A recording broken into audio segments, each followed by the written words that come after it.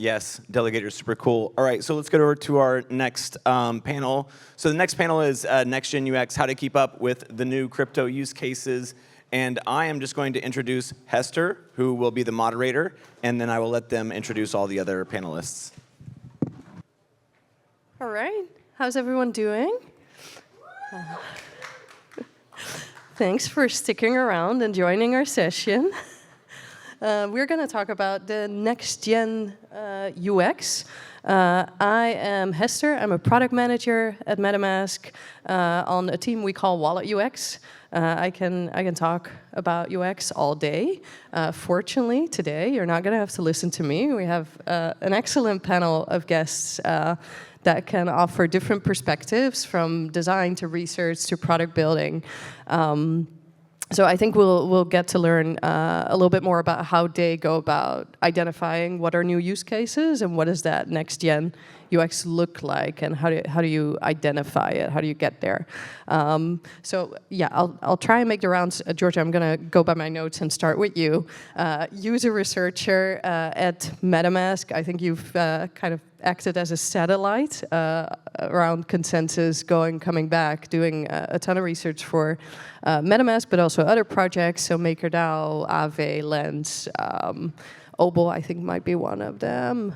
Yeah, a ton of projects. I think one of the most experienced people in the space probably has talked to most end users about how they actually use some of the things that we're building. So lovely to have you, and look forward to hear more. Itai, you don't know this because we actually hadn't met, but you taught me about Berachain, so thank you. Yeah, I'm definitely going to check that out. So Itai is CEO, founder of Dynamic, and actually also writes a ton of interesting content, deep dives onto some of the new wallet types, new developments that enable the use cases that we might start talking about. So again, great to have you. Thanks for joining. Thanks for having me. Does this work? Yeah. Oh, amazing. Yeah. Okay. Okay, and then we have Matt working on Capsule. Capsule being an embedded wallet. I was not aware that embedded wallets are in itself a domain that is evolving. So specifically cross-application embedded wallet is what I learned, and you're the lead on partnerships. Absolutely. So I think that's going to give yet again like a different perspective on the use cases that we're seeing. So and then we have Andre, who's been the founding, leading DeepWorks studio, design studio, designing in the space for about 7 years, and would have had a ton of exposure to different types of projects and flows. So yeah, I think figuring out all those new use cases is exactly what you do. So cool. With that, I'm gonna pass it on to you, and maybe Andre, we can start with yourself. I'd love to hear from each of you. Is there anything that I haven't mentioned that you think like people here should know about you before we get into the conversation? And how do you stay up with new use cases? What's your personal way of keeping track of everything that's new and going on? Yeah, good question. I mean, I definitely just talk to people a lot and ask them what they're interested in, what they're building, and obviously follow crypto Twitter a little bit at least. It's not always fun. And I also constantly try to juxtapose the projects that we work on in the studio with what's happening in the market. So our process is generally very streamlined, so we always find out or align the team on what they want to build. Then we help them design the product itself, and then we user test it. So we actually receive the data from the market and see, how does that specific product actually resonate to the audience. And so I'm trying to make sense of how users in generally change, how the interest changes, along with the intentions of the founders. Awesome. And how do you keep track? Of like Twitter. Yeah, I guess. Yeah, I'm actually relying mostly now on like personal connections where I know people who have very experienced. The more people repeat a certain process and have experience, the more I trust them in their observation too. And then I sometimes ask them what they think about this thing that I notice, or like what do they think about this trend. Sometimes I just reach out to founders that I've worked with in the past and ask them, how does this thing going for you? And then they talk to me about what works for them, what doesn't work. Awesome, thank you. Georgia, how about you? Yeah, well, similar to Andre, but slightly different user type that I'm talking to. So I learn all my stuff essentially from talking to end users. I've been doing that in Web3 for 7 years now. So I think I may have interviewed even people in this room probably at some point. I find they're the best source of understanding for me. We're all absolutely swamped with information all the time. I gave up long ago trying to keep up with everything going on in the space. So my source of information is actually end users and interviews. Quite often they'll tell me something, I'm like, I will check that out later. And yeah, good source of alpha. Okay.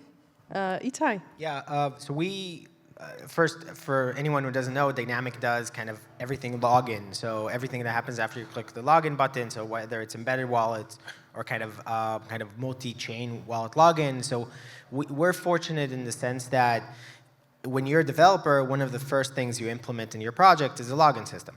Right? It's pretty much kind of, otherwise the rest of the project can't really exist. And so we're fortunate to be able to talk to folks pretty much when they're starting their companies. So on a day-to-day basis, we just get to hear about all these different types of projects that are coming up. Anything from, I think, just summarizing the last 24 hours, I think we talked to DeepIn projects, we talked to RWA projects, we talked to projects that are combining AI and crypto in weird and unique ways, I would say. We talked with games and so forth, and so it's very easy to start seeing trends that way. That's really how we get insight. So as a good example was we're starting to see trends in Telegram, around Ton Network, trends in DeepIn that are kind of accelerating. I'm very active in the Farcaster community, so anything consumer-fi we see very early. So that's really how I usually stay up to date. Is honestly, and this is the fun part of my day, is every kind of customer conversation is completely different and has some interesting, unique ideas. A lot of alphas. Yeah, for better or worse, there's some crazy ideas out there, but they're awesome. Like, people are building awesome stuff, which is cool. Awesome, thank you. Matt, how do you keep up? Yeah, similarly to Dynamic Capsule is largely B2B, and we work closely with teams that are building applications that are trying to onboard users and bring them on chain for the first time. And I like to take my Capsule hat off and put my consumer hat on and try these apps. I think we often, as builders in this space, assume we understand how applications work, but I find that I get a much deeper understanding if I connect my MetaMask or sign up with whatever embedded wallet solution they might offer, and actually experience the look and feel of the application as a consumer, and then really think about how could I sell this to my mom or my dad? Would they be interested in using this? And is this a use case that's really going to bring people into crypto and bring people on chain for the first time? Got it. And today is the capsule hat day. Today I've got the capsule hat day. on. Yeah. Yeah. Okay. Georgia, I wanted to ask, with your experience in user research, there's a ton of different types of research for different phases of product development. How do you go about identifying new use cases that we might want to build for? Well, I think before I answer that, I want to talk about the reality check of what use cases we are currently solving for today. Let's be honest, there's about 4. Coordination of funds for teams or projects, people doing stuff in crypto. Coordination of decision-making for people in crypto. Speculation, so expectation that your investment will give you returns, that's the majority of people, and then community engagement or fan engagement, right? Most people, even in crypto, are not using crypto for payments. We're not using it for ticketing, we're NFTs for ticketing at conferences. I think ECC does have NFT tickets, but previous years, DevCon doesn't, I believe. So, PDF. So, we're not using this technology, right? So how are we going to uncover what these big mass market use cases are? The thing we need to do is identify the need. So we have to go and do all the usual user research activities, deep interviews, quantitative surveys to uncover the needs people have, the problems that they have, how they go about solving for that need now, and really importantly, what it takes to switch. So it's not enough to find a problem that most people are okay to put up with. That's the case for most of the things that we're building, because the user experience that we have, like things like Delegator and other technologies, are going to reduce the user experience hurdles. But still, the solution has to be more than 10% better in order for people to move, because people are innately lazy. So there's 4 forces at play for behavior change: inertia, fear, hope, and anxiety. And you need to understand where your product and solution fits in that, and how you can drive people to actually make a behavior change. Those behavior changes are the things that we need to identify. Those will get us to the mass market use cases.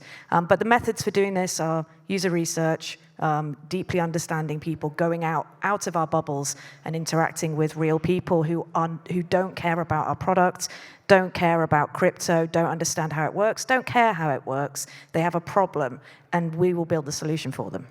It sounds a little bit like finding user needs, finding the inertia that would drive a new adoption.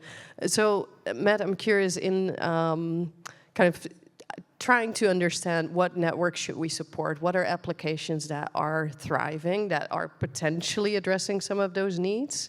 How do you identify those? For us, it really starts with each builder and understanding what these builders are doing, what they're creating, and how they're bringing users on chain for the first time. And of course, there are builders in every ecosystem on every network that are building applications that bring users on chain to solve these problems that they have. And fortunately at Capsule, we've been built with cross-chain, cross-app, cross-device compatibility in mind. So I don't need to focus so much on identifying an ecosystem or a network where there are builders, and really focus on connecting to the builders themselves and understanding the use cases that they're creating, and demonstrating how they can use Capsule to make it much easier to bring these users on chain for the first time. I spent a lot of years in TradFi before pivoting to Web3, so I tend to gravitate from an intellectual curiosity perspective more to DeFi and payments use cases and stablecoins and things like this, but really excited about use cases in consumer. I recently tried an app where I can bet against my friends how many days I'm going to have on skis this winter, or how many days we're going to walk 10,000 steps. And I think these are the things that are really exciting, that I could imagine my mom or dad or sister or brother being interested in using, that really don't care about the crypto and earning tokens, and it's really more about creating a community and an application that people enjoy. That sounds like there's a bit of a pattern also looking at Berachain and fun applications that maybe not carry the same gravity that we tend to focus on, but that do somehow drive adoption.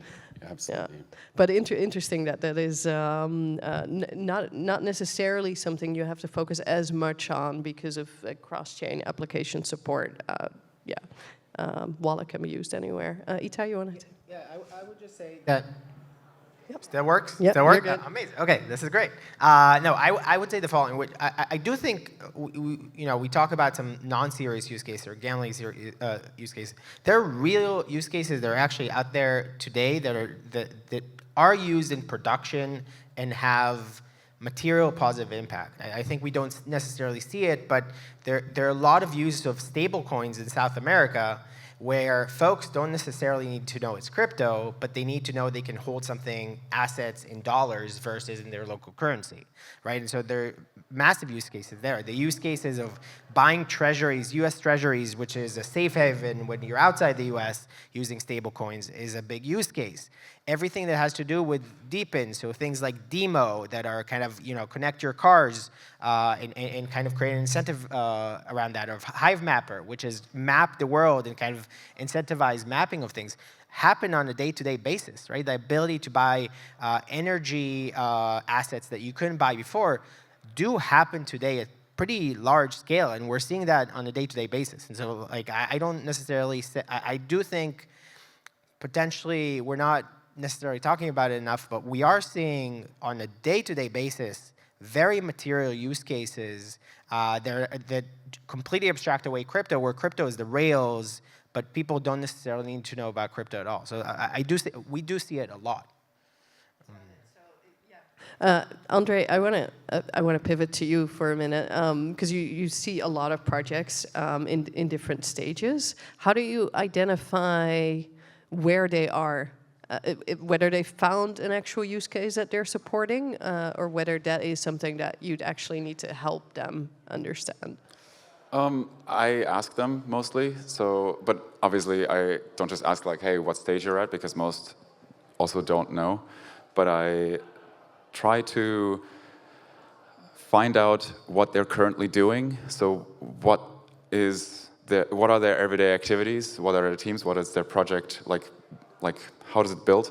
And how much do they know about their users? Like how focused are they? How specifically do they know all their stakeholders the product is embedded in?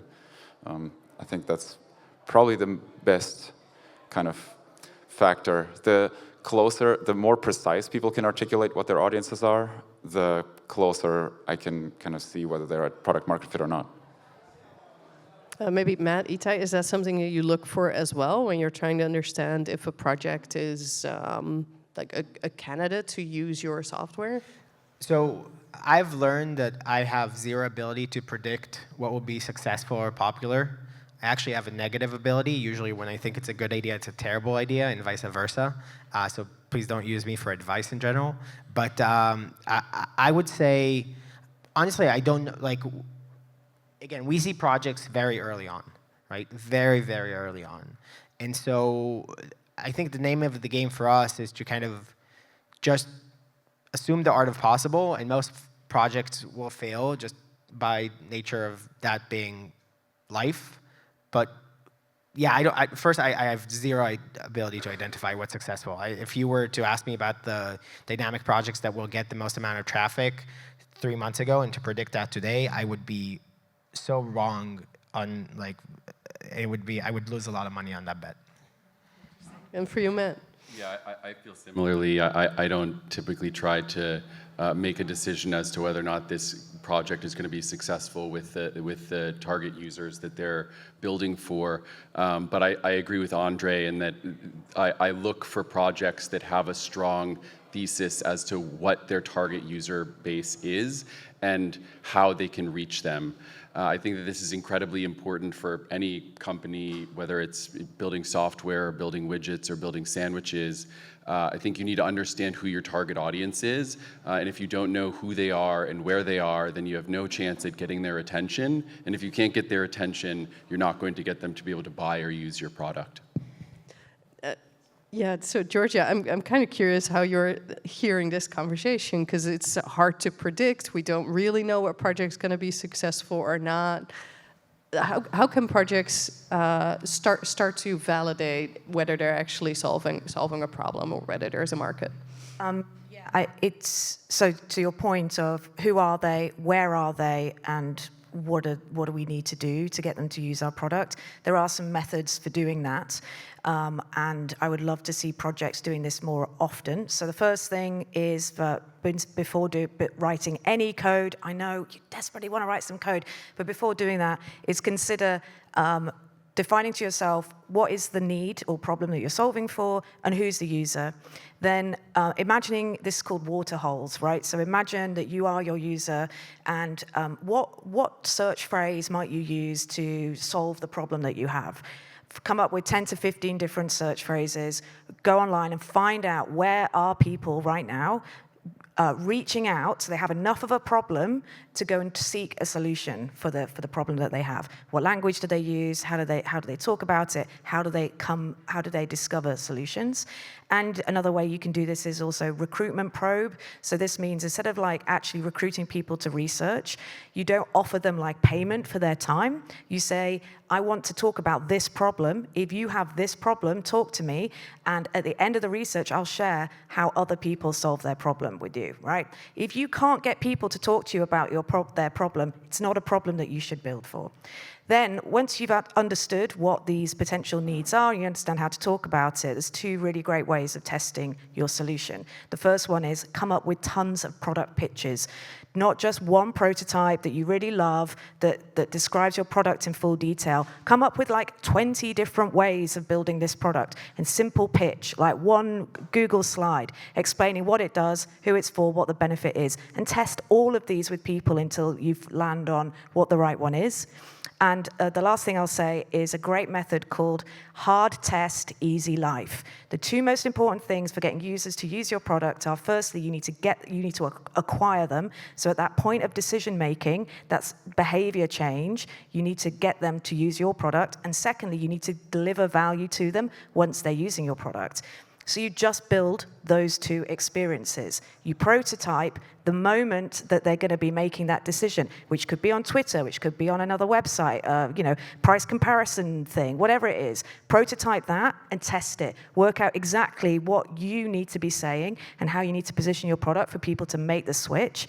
And then prototype the wow experience in your product where they get value. If you can get both of those right, then you just build the rest around it. And rather than having to build login screens and dashboards and all of the other crap that is great, is important for the experience, but is not the reason that people come to your product. And there's a lot of excellent advice in there. It sounds a little bit like a first step is just go on Reddit, see if like people are sharing Reddit, your but problem. also other places, right? Because remember, Reddit is its own little universe, and you never know where you're going to find these discussions, like around the problem that you're trying to solve, on other people's blogs, on like professional forums, in real-world places as well. So be really open-minded. The point is to get out of our comfort zone. So if we spend all our time on Reddit, we need to get off Reddit to find where these problems are. Andre, I feel like you wanted to add something there. This was an insane answer. I kind of wanted to say something that's like a bit more vague, so I'm very impressed. But also just wanted to add, so the more streamlined your processes are that Georgia just described, the further you are at the maturity stage. So one question that I ask is like what Georgia also just said, like, well, how are you doing it? How do you interface with your users on a regular basis? Because the more you do that on a recurrent basis, the better you're embedded in the environment. Yeah, little and often. Yeah, exactly. I also wanted to ask, because Georgia, you mentioned prototyping quite a bit, Andre, in designing for projects. What is kind of the balance we should be looking for between prototype and test, build and test, versus doing research up front and trying to understand the balance there? I think in general it's the process. Always prototype, always test. So like always align on what you want to do because you have multiple people working together. Always prototype something and then always test. And the question is more around the level of granularity. The further you are, like the more mature your organization or product is, the more things and the more detailed you need to be in order to be very, very focused around reaching the needs of your audience. So upfront research is like when you're in very high degree of uncertainty. You don't know much about your stakeholders. You want to find where can your ideas create the highest value possible for the people that you really like to service.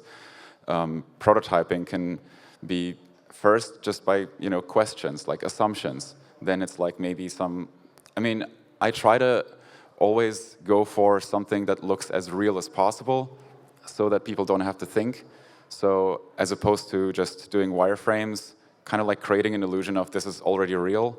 And I mean, it's pretty simple to do that with Figma nowadays, and even with AI, that's probably even makes it even faster, especially at the young stage. But the more you can kind of convince the user that this is something that already exists, the more authentic is going to be the feedback, and the better you can interpret the results because people open up better to that. They don't have to think about it. What I found over the last 7 years with many products and teams building products is that there's a very, very small amount that actually follow the user research results. And I mean, we've seen that in the last bull market. All of the projects collapsed, most of the projects collapsed. And now, like what investors are saying, like, holy shit, our portfolio does not find product market fit. Why are they not finding product market fit? Well, yeah, maybe like, close the cycle. Like it is a cycle. Like the results will give you more ideas of how to prototype again.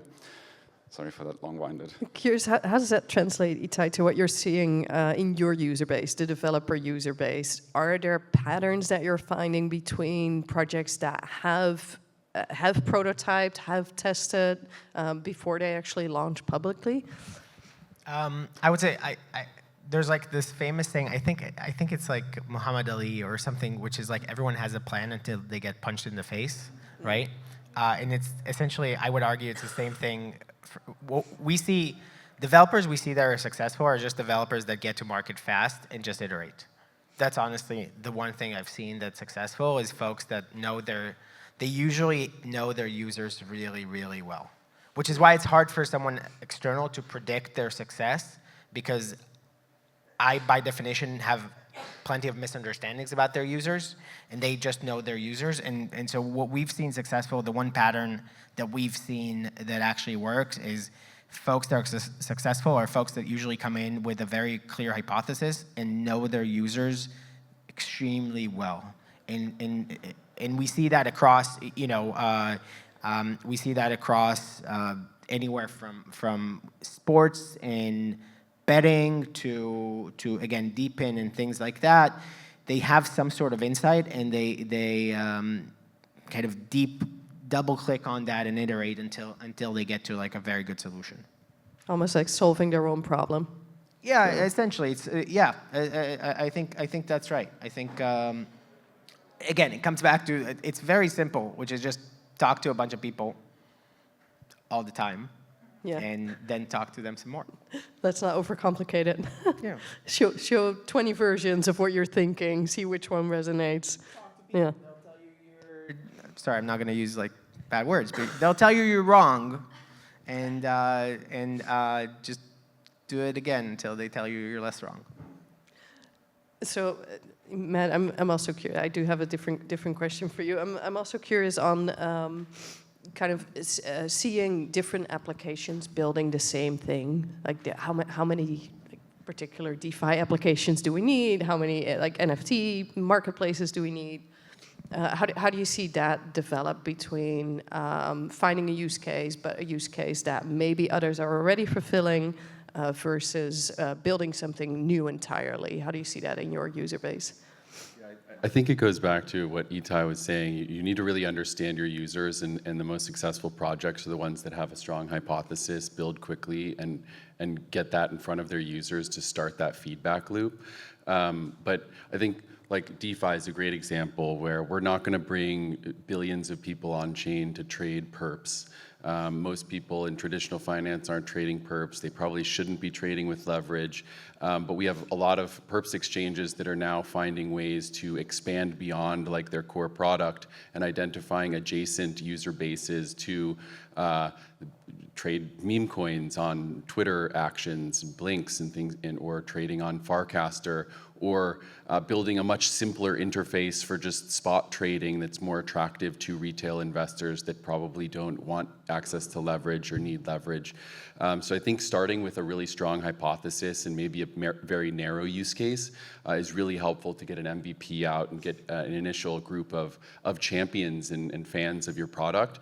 But then you need to continue the relentless pursuit of iteration and feedback to understand how you can expand that user base and grow to attract new users that might not have fallen into your initial target cohort, but you can offer products to them that make their lives better as well. So maybe what I'm hearing generally as a whole is understand the problem deeply, like very niche focused. If not, like prototype, show different variations so that you can understand if you're solving a problem. We're about to wrap up. I wanted to leave with we had a bit of a personal question. How do you try to keep up? I want to close with a similar question. How do you take time to step back and understand if what you are building, what you're contributing to, is actually adding that value, is fulfilling those use cases? Maybe to start with you, Matt. Yeah, I think events like this are really helpful for me, where I'm with communities of builders and have an opportunity to hear about other people, what other people are building, and celebrate with you with your successes. On a day-to-day basis, like personally or professionally, we don't have wins every day, and we can't always see the progress that we're making and the change that we're having. But I think it's a great opportunity to take a step back and learn about Itai's wins and George's wins and Andre's wins, and celebrate together. So I guess I'll say that I'll be at the Capsule booth, and if you have any wins that you'd like to come celebrate, I'd love to hear about them, and we can take a step back and enjoy that together. Great words to end on. Itai. So, honestly, it sounds like I'm a broken record, so apologies, but I do have sometimes smart things to say, not this time. But I would say that like it comes back to, honestly, the thing that drives us the most and works really well is coming back to talking to users. I get extremely, extremely excited when someone kind of joins a call and pitches an idea that I have never heard before. It's like, it's the coolest thing. It's really the coolest thing. It's like someone, literally this morning, someone was describing kind of a way to handle kind of stablecoin payment for contractors in Brazil. And I was like, that is awesome. I have not heard of that use case before. And then the next call was around kind of getting creators paid a larger percent of payment by going direct and not through intermediaries. And so those are just cool, right? They're not about crypto. They use crypto as crypto rails. And so that's the thing that keeps me really excited is seeing a bunch of these use cases that leverage the crypto infrastructure but are not crypto use cases. And I can hear those all day. If you're working on one of those ideas, if you need dynamic, let me know. But if you're working on one of those ideas in general, I would love to chat about it. Those motivate me a lot. Awesome. Conversation, new ideas, sharing of ideas. Yes, Yeah. any new idea is cool. Georgia? I try to, I'm moving my work to outside of crypto. So really looking way outside of the existing crypto user base, people who don't care about it, don't know what it is, and should never need to. Talking to them, also outside of the builder community, really taking a big reality check, step back on what people are doing to solve their current problems. And also with different generations too, there is, the builder community is millennial and above, right? Gen Z are just entering the world of work, and then you got Gen Alpha and everything coming up behind. That's where new mass market audiences are going to come from, I suspect. So I want to spend a lot of time with them. Cool, thank you. Andre? Earlier this year, I reviewed all of our user research reports, or most of them, and I found out that about 50% of users just don't trust the products. So I'm trying to do my best to make people trust me by making promises and then fulfilling those promises as much as possible. So that obviously just replicates onto product strategy, organizational strategy, bless you. The other thing for especially conferences, I listen a lot to people, so I ask them, what are your goals? What are your intentions? Where are you going? What do you see in the future? I feel like this helps me a lot to just understand what's going on in people's minds and where the patterns are, considering their specific type, so founder, investor, or user. And actually one thing I wanted to add with the information kind of assimilation, I follow a lot of social science research.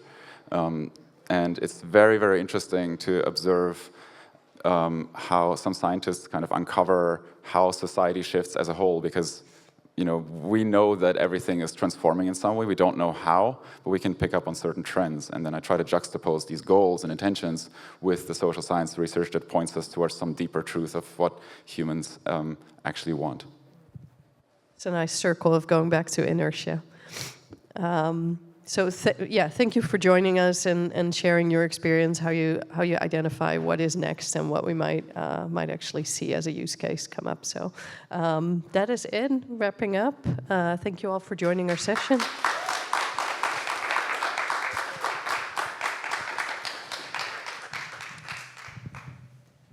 All right. Yes, it's great to listen to people who obsess over UX as much as you guys do.